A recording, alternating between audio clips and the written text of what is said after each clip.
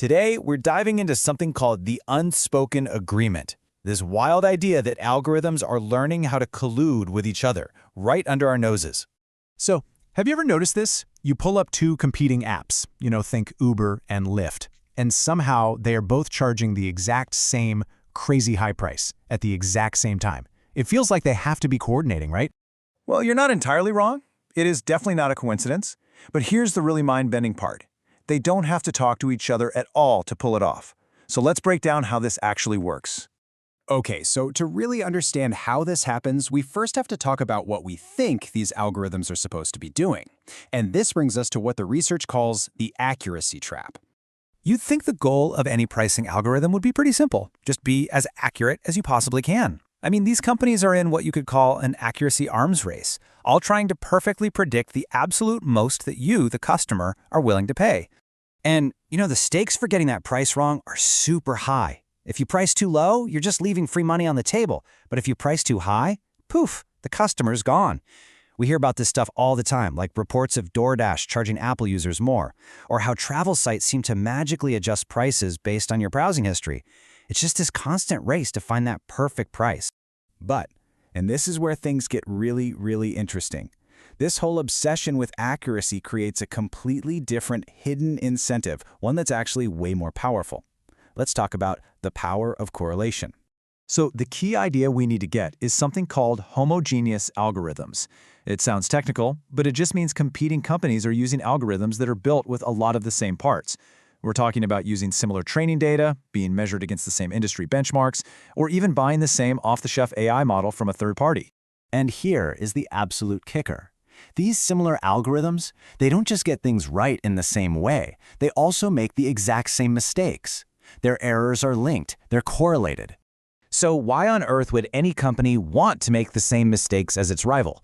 Well, this comparison here lays out the trade-off perfectly.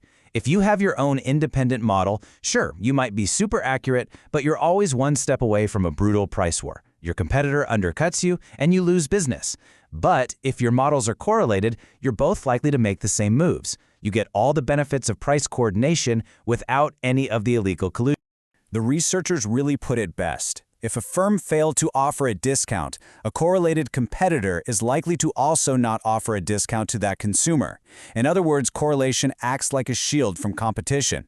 If you mess up and overcharge a customer, hey, no biggie. Your competitor is probably making the exact same mistake at the exact same time, so you don't lose the sale. And here's what this all boils down to for you and me. The research is crystal clear on this. The more correlated the algorithms become, the worse it is for us. It always leads to higher prices. There's literally no upside for the person buying the product. But wait, it gets even worse. The incentive for companies to do this, to let their algorithms correlate, is at its absolute strongest when we, the consumers, are most price sensitive. So just think about that. The very people who are carefully shopping around for the best deal are the ones most likely to get hit with these coordinated high prices. It's a really cruel irony. Okay, so this whole situation leads companies to a strategic choice that is, frankly, pretty shocking. And that brings us to this idea of a deliberate downgrade. And it really all comes down to this one simple question. Would a company ever choose a worse algorithm on purpose? To test this, the researchers ran a fascinating experiment. They set up two competing firms, and each one had a choice. They could use the random forest model, which, as you can see from the chart, is clearly more accurate. Or they could pick the logistic regression model, which is, well, it's not as good. The choice seems pretty obvious, right? Well, not so fast. That less accurate model, the logistic regression one, is also a lot simpler. And because it's less complex, its results are much more predictable. That means its predictions, and crucially, its mistakes, are far more likely to be correlated with a competitor who also chooses that same simple model. And this right here shows the absolutely stunning result. Look at this payoff matrix. If both companies choose the best, most accurate model, the RF one, they each make, let's say, $100. But if they both choose the weaker but more correlated LR model, they both walk away with $120.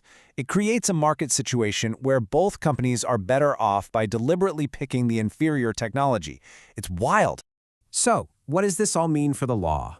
Well, this kind of behavior pushes us squarely into what's known as an antitrust gray zone.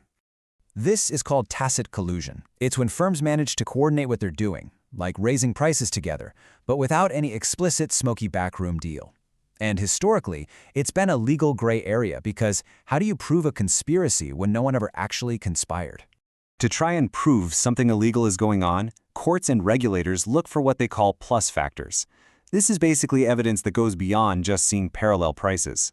The classic plus factor is catching a company doing something that seems to go against its own economic self-interest, because that suggests some kind of hidden agreement is making it worth their while.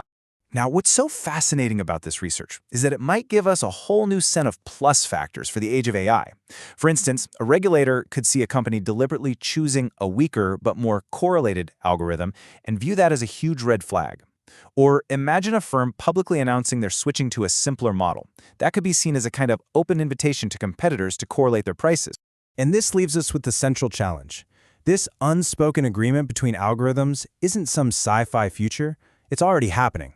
And the big question is, how do you police a conspiracy that has no conspirators?